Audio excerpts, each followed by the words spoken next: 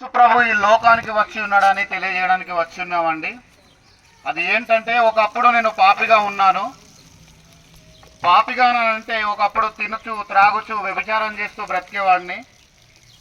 నా దృష్టికి యేసుప్రభు అనే వ్యక్తి నా జీవితంలోనికి వచ్చినప్పుడు యేసుప్రభుల వారి గురించి నేను చదివి తెలుసుకొని ఆయన వెంబడించి ఆయన ఎలాంటి వాడో అనేది పరీక్షించిన తర్వాత యేసుప్రభు వారిని నమ్ముకోవడం జరిగిందండి. యేసుప్రభుల వారిని నమ్ముకుంటే ఏంటి అనే లాభం అని ఆలోచిస్తే, యేసుప్రభుల వారిని నమ్ముకుంటే నిత్య జీవము ఇస్తాడు. నిత్య జీవం అనగానే పరలోకము. ఆ పరలోకము మనము ఏమో చేస్తే వెళ్ళము, కానీ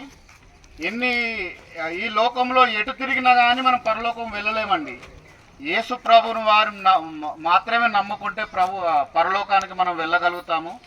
మనం ఈ లోకంలో ఉన్నంతసేపు పరిశుద్ధంగా పవిత్రంగా ఎలాంటి పాపం చేయకుండా ఉంటేనే పరలోకం వెళ్ళగలుగుతాము. నేను చాలా మనుషులను పరీక్షించి ఉన్నాను, చాలా మట్టుకు నేను పుస్తకాలు చదివి ఉన్నాను, కానీ యేసు ప్రభు లాంటి వాడు నాకు నా జీవితంలో ఎక్కడ కనిపించలేదండి. యేసు ప్రభుల వారిని చదువుకున్న తర్వాత ఆయన లాగానే బ్రతకాలని అనిపించింది, ఆయన లాగానే ఈ లోకంలో ఉండాలని అనిపించింది, ఆయన లాగానే మరణించి తిరిగి ఆయనున్న లోకానికి వెళ్ళాలని అనిపించిందండి.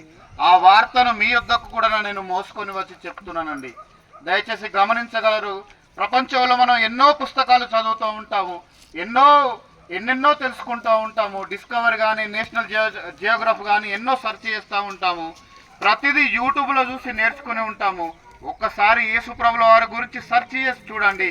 యూట్యూబ్లో కానీ, బైబిల్లో కానీ, ఎలాంటి పుస్తకాలైనా కానీ యేసుప్రభుల వారి గురించి తెలుసుకొని ఉంటే మీకు నిత్య జీవము పొందుకుంటారని తెలియజేస్తున్నానండి.